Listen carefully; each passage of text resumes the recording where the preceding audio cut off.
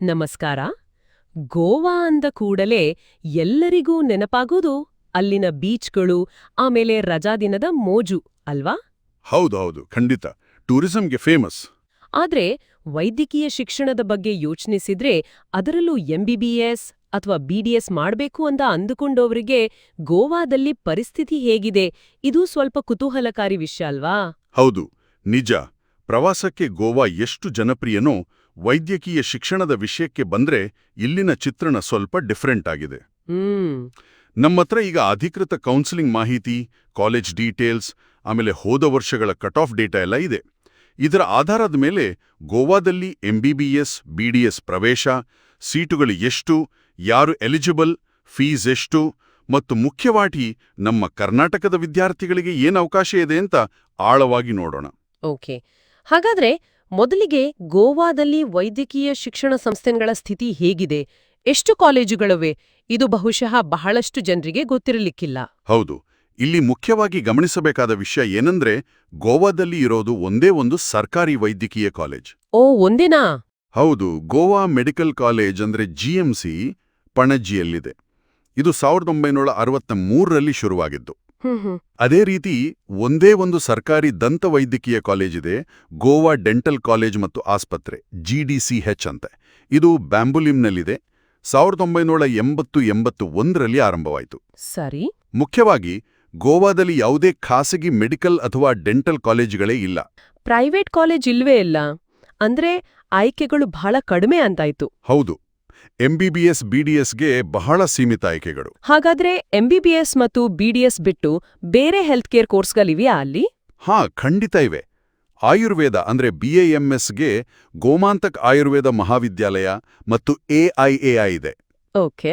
Homeopathy ಅಂದ್ರೆ BHMSಗೆ ಶ್ರೀ ಕಾಮಾಕ್ಷಿ ದೇವಿ homeopathic medical college ಇದೆ. Nursing ಅಂದ್ರೆ BSc ನರ್ಸಿಂಗ್ಗೆ 3 ಸಂಸ್ಥೆಗಳಿವೆ. ಮತ್ತೆ ಅಲೈಡ್ ಹೆಲ್ತ್ ಸೈನ್ಸಸ್ ಅಂದ್ರೆ BPT, BOT, ಆಪ್ಟೋಮೆಟ್ರಿ ಈ ತರಹದ ಕೋರ್ಸ್ಗಳು GMCಯಲ್ಲಿ ಲಭ್ಯವಿದೆ. ಓ, ಸರಿ ಸರಿ. ಹಾಗಾದ್ರೆ ಸೀಟುಗಳ ಬಗ್ಗೆ ಹೇಳೋದಾದ್ರೆ ಎಂಬಿಬಿಎಸ್ ಮತ್ತು ಬಿಡಿಎಸ್ಗೆ ಎಷ್ಟು ಸೀಟುಗಳು ಸಿಗಬಹುದು? GMCಯಲ್ಲಿ MBBSಗೆ ಒಟ್ಟು 180 ಸೀಟುಗಳು. 180? ಹೌದು. ಮತ್ತೆ GDCHಯಲ್ಲಿ BDSಗೆ 50 ಸೀಟುಗಳಿವೆ. ಕೇವಲ 50? ಹೌದು. BHMSಗೆ 50 ಸೀಟುಗಳು, ನರ್ಸಿಂಗಿಗೆಲ್ಲ ಸೇರಿ ಸುಮಾರು ಒಂದು 226 ಸೀಟುಗಳು. ಮತ್ತೆ ಅಲೈಡ್ ಹೆಲ್ತ್ ಸೈನ್ಸಸ್ಗೆ ಎಲ್ಲಾ ಕೋರ್ಸ್ ಸೇರಿ 110 ಸೀಟುಗಳಿವೆ. ಈ ಎಲ್ಲಾ ಕೋರ್ಸ್ಗಳಿಗೆ ಅಡ್ಮಿಷನ್ ಪ್ರಾಸೆಸ್ ಹೇಗ್ ನಡೆಯುತ್ತೆ? ನೀಟ್ ಪರೀಕ್ಷೆನೇ ಮುಖ್ಯನಾ? ಹೌದು, ಖಂಡಿತವಾಗಿಯೂ. NBBS, BDS, BAMS, BHMS ಮತ್ತೆ ಈಗ AHS ಕೋರ್ಸ್ಗಳಿಗೂ ಕೂಡ ನೀಟ್ UG ಸ್ಕೋರ್ ಕಂಪಲ್ಸರಿ. ಓ, AHSಗೂ ಬೇಕಾ? ಹೌದು. ಸ್ಟೇಟ್ ಕೋಟಾ ಸೀಟುಗಳಿಗೆ ಗೋವಾ ಸರ್ಕಾರದ ಡೈರೆಕ್ಟರೇಟ್ ಆಫ್ ಟೆಕ್ನಿಕಲ್ ಎಜುಕೇಷನ್ ಅಂದರೆ DTE ಕೌನ್ಸಿಲಿಂಗ್ ನಡೆಸುತ್ತೆ. ಸರಿ. ಇನ್ನು 15% all India quota AIQ ಸೀಟುಗಳಿಗೆ MCC ಅಂದರೆ ಮೆಡಿಕಲ್ ಕೌನ್ಸಿಲಿಂಗ್ ಕಮಿಟಿ ನೋಡಿಕೊಳ್ಳುತ್ತೆ. ಪ್ರೋಸೆಸ್ ಮಾಮೂಲಿ: registration, merit list, choice filling, seat allotment, ಆಮೇಲೆ ಕಾಲೇಜ್ಗೆ ರಿಪೋರ್ಟಿಂಗ್. ಓಕೆ. ಎಲಿಜಿಬಿಲಿಟಿ ಕ್ರೈಟೀರಿಯಾ ಏನು? ಯಾರೆಲ್ಲ ಅಪ್ಲೈ ಮಾಡ್ಬೋದು? ಇದರಲ್ಲಿ ಗೋವಾ ನಿವಾಸಿಗಳಿಗೇನಾದ್ರೂ ಸ್ಪೆಷಲ್ ರೂಲ್ಸ್ ಇದೆಯಾ? ಬೇಸಿಕ್ ಎಲಿಜಿಬಿಲಿಟಿ ಅಂದ್ರೆ ಕ್ಯಾಂಡಿಡೇಟ್ ಭಾರತೀಯ ಪ್ರಜೆ ಆಗಿರಬೇಕು, ಮಿನಿಮಮ್ 17 ವರ್ಷ ಆಗಿರಬೇಕು ಡಿಸೆಂಬರ್ 31ಗೆ. PUC ಅಥವಾ 10+2 ಅಲ್ಲಿ ಫಿಸಿಕ್ಸ್, ಕೆಮಿಸ್ಟ್ರಿ, ಬಯಾಲಜಿ ಮತ್ತೆ ಇಂಗ್ಲಿಷ್ ಪಾಸ್ ಆಗಿರಬೇಕು.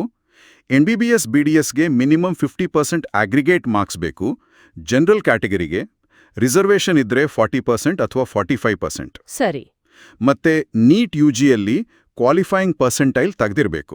ಆದರೆ ಇಲ್ಲಿ ಬಹಳ ಮುಖ್ಯವಾದ ವಿಷಯ ಏನಂದ್ರೆ, ಲಭ್ಯವಿರುವ ಸೀಟುಗಳಲ್ಲಿ 85% ಸೀಟುಗಳು ಅಂದ್ರೆ ಸ್ಟೇಟ್ ಕೋಟಾ ಪೂರ್ತಿಯಾಗಿ ಗೋವಾ ನಿವಾಸಿಗಳಿಗೆ ಅಂದ್ರೆ ಗೋವಾ ಡೊಮಿಸೈಲ್ ಇದ್ದವರಿಗೆ ಮಾತ್ರ ರಿಸರ್ವ್ಡ್. ಓ, 85% ಸ್ಥಳೀಯರಿಗೆ ಮೀಸಲು ಅಂದ್ರೆ ಹೊರಗಿನ ರಾಜ್ಯದ ವಿದ್ಯಾರ್ಥಿಗಳಿಗೆ ಅವಕಾಶ ತುಂಬಾನೇ ಕಮ್ಮಿ ಆಯ್ತಲ್ಲ? ಹೌದು, ನೀವು ಹೇಳಿದ್ ಕರೆಕ್ಟ್. ಹಾಗಿದ್ರೆ ಕಟ್ ಆಫ್ ಅಂದ್ರೆ ನೀಟ್ ರ್ಯಾಂಕ್ ಅಥವಾ ಸ್ಕೋರ್ ಹೇಗಿರುತ್ತೆ?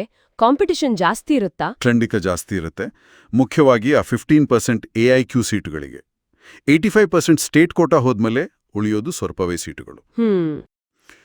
ಕಟ್ ಆಫ್ ಪ್ರತಿ ವರ್ಷ ಚೇಂಜ್ ಆಗುತ್ತೆ. ಉದಾಹರಣೆಗೆ ನಮ್ಮ ಸೋರ್ಸ್ ಪ್ರಕಾರ 2023ರಲ್ಲಿ ಜನರಲ್ ಕ್ಯಾಟಗರಿಗೆ ಸುಮಾರು 22,000 ರ್ಯಾಂಕ್ ಒಳಗಿದ್ರ GMCಯಲ್ಲಿ AIQ ಸೀಟ್ ಸಿಕ್ಕಿರಬಹುದು ಅಂತ ಅಂದಾಜು. ಆದರೆ ಇದು ಪ್ರತಿ ವರ್ಷದ ಪರ್ಫಾರ್ಮೆನ್ಸ್ ಮೇಲೆ ಡಿಪೆಂಡ್ ಆಗುತ್ತೆ. ಓಕೆ, ಇನ್ನು ಖರ್ಚು ವೆಚ್ಚ? ಸರ್ಕಾರಿ ಕಾಲೇಜ್ಗಳಲ್ವಾ, ಫೀಸ್ ಕಡಿಮೆ ಇರುತ್ತಾ? ಹೌದು, ಪ್ರೈವೇಟ್ ಕಾಲೇಜ್ಗಳ ಹೋಲಿಕೆನೇ ಇಲ್ಲ ಇಲ್ಲಿ. ಗವರ್ಮೆಂಟ್ ಕಾಲೇಜ್ ಆಗಿರೋದ್ರಿಂದ ಫೀಸ್ ಗಣನೀಯವಾಗಿ ಕಡಿಮೆ. GMCಯಲ್ಲಿ MBBS ಪೂರ್ತಿ ಕೋರ್ಸ್ಗೆ ಅಂದಾಜು ಒಂದು 5.5 ಲಕ್ಷ ಆಗ್ಬೋದು. ಅಂದ್ರೆ ವರ್ಷಕ್ಕೆ ಸುಮಾರು 65,000 ರೂಪಾಯಿ ಅಷ್ಟೇ. ಪರವಾಗಿಲ್ಲ. BDSಗೂ ಹೆಚ್ಚು ಕಡಿಮೆ ಅಷ್ಟೇ ಇರುತ್ತೆ. ಇದರ ಜೊತೆಗೆ ಹಾಸ್ಟೆಲ್, ಮೆಸ್, ಬೇರೆ ಖರ್ಚುಗಳೆಲ್ಲ ಸೇರುತ್ತೆ. ಸ್ಕಾಲರ್ಶಿಪ್ ಏನಾದ್ರೂ ಇದೆಯಾ? ST ಕ್ಯಾಂಡಿಡೇಟ್ಸ್ಗೆ ಪೋಸ್ಟ್ ಮೆಟ್ರಿಕ್ ಸ್ಕಾಲರ್ಶಿಪ್ ಇದೆ ಅಂತ ಮಾಹಿತಿ ಇದೆ, ಆದರೆ ಕಂಡೀಷನ್ಸ್ ಅಪ್ಲೈ ಆಗುತ್ತೆ. ಫ್ರೀ ಎಜುಕೇಷನ್ ಬಗ್ಗೆ ಸ್ಪಷ್ಟ ಮಾಹಿತಿ ಇಲ್ಲ. ಸರಿ, ಈಗ ನಮ್ಮ ಕರ್ನಾಟಕದ ವಿದ್ಯಾರ್ಥಿಗಳ ಪಾಯಿಂಟ್ ಆಫ್ ವ್ಯೂ ಇಂದ ನೋಡೋಣ. ಅವರಿಗೆ ಗೋವಾದಲ್ಲಿ MBBS ಅಥವಾ BDS ಮಾಡ್ಲಿಕ್ಕೆ ನಿಜವಾಗ್ಲೂ ಎಷ್ಟು ಅವಕಾಶ ಇದೆ? ಇಲ್ಲಿ ನೋಡಿ, ಇದು ಬಹಳ ಮುಖ್ಯವಾದ ಪಾಯಿಂಟ್.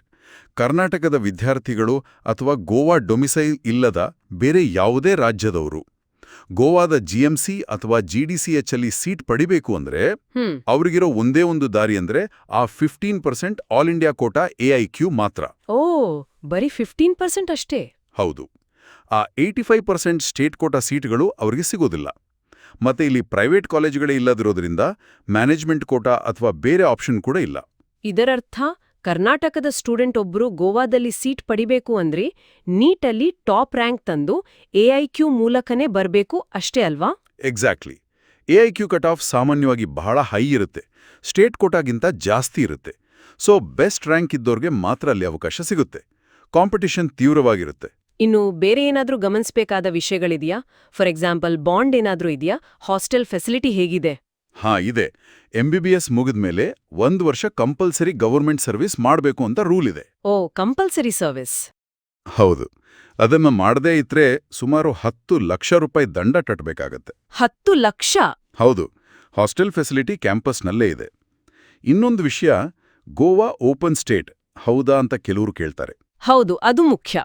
ಆದ್ರೆ ಇಲ್ಲಿ ಪ್ರೈವೇಟ್ ಕಾಲೇಜ್ಗಳೇ ಇಲ್ಲ, ಮತ್ತೆ ಸ್ಟೇಟ್ ಕೋಟಾ ಪೂರ್ತಿ ಲೋಕಲ್ ರಿಸರ್ವೇಷನ್ ಇರೋದ್ರಿಂದ ಮೆಡಿಕಲ್ ಎಜುಕೇಷನ್ ವಿಷಯದಲ್ಲಿ ಇದನ್ನ ಆ ಅರ್ಥದಲ್ಲಿ ಓಪನ್ ಸ್ಟೇಟ್ ಅಂತ ಹೇಳಕ್ಕಾಗಲ್ಲ. ಸರಿ, ಅರ್ಥ ಆಯ್ತು. ಹಾಗಾದ್ರೆ ಈ ಎಲ್ಲ ವಿಷಯಗಳನ್ನ ಒಟ್ಟಿಗೆ ಸೇರಿಸಿ ನೋಡಿದ್ರೆ ಗೋವಾದಲ್ಲಿ MBBS, BDSಗೆ ಒಂದೇ ಸರ್ಕಾರಿ ಕಾಲೇಜು, ಸೀಟುಗಳು ಲಿಮಿಟೆಡ್, ಅದರಲ್ಲೂ 85% ಸ್ಥಳೀಯರಿಗೆ ರಿಸರ್ವ್ಡ್. ಸೊ ಕರ್ನಾಟಕದ ವಿದ್ಯಾರ್ಥಿಗಳಿಗಿರೋ ದಾರಿ ಬರೀ 15% AIQ, ಅದಕ್ಕೂ ಟಾಪ್ ನೀಟ್ ರ್ಯಾಂಕ್ ಬೇಕು. ಪ್ಲಸ್ ಕೋರ್ಸ್ ಆದ್ಮೇಲೆ 1 ವರ್ಷದ ಸರ್ವಿಸ್ ಬಾಂಡ್ ಕೂಡ ಇದೆ. ಹೌದು, ನೀವು ಸಾರಾಂಶ ಹೇಳಿದ್ದು ಕರೆಕ್ಟ್ ಆಗಿದೆ. ವಿಶಾಲವಾಗಿ ನೋಡಿದ್ರೆ ಗೋವಾದಲ್ಲಿ ಸರ್ಕಾರಿ ಮೆಡಿಕಲ್ ಸೀಟ್ ಹುಡುಕೋ ಕರ್ನಾಟಕದ ವಿದ್ಯಾರ್ಥಿಗಳಿಗೆ ಅವಕಾಶಗಳು ತುಂಬಾ ಸೀಮಿತ ಮತ್ತು ಬಹಳ ಸ್ಪರ್ಧಾತ್ಮಕವಾಗಿವೆ. ಅವರು ಟಾರ್ಗೆಟ್ AIQ ಆಗಿದ್ರೆ ನೀಟ್ನಲ್ಲಿ ಎಕ್ಸ್ಟ್ರೀಮ್ಲಿ ಹೈ ಸ್ಕೋರ್ ಮಾಡಲೇಬೇಕು.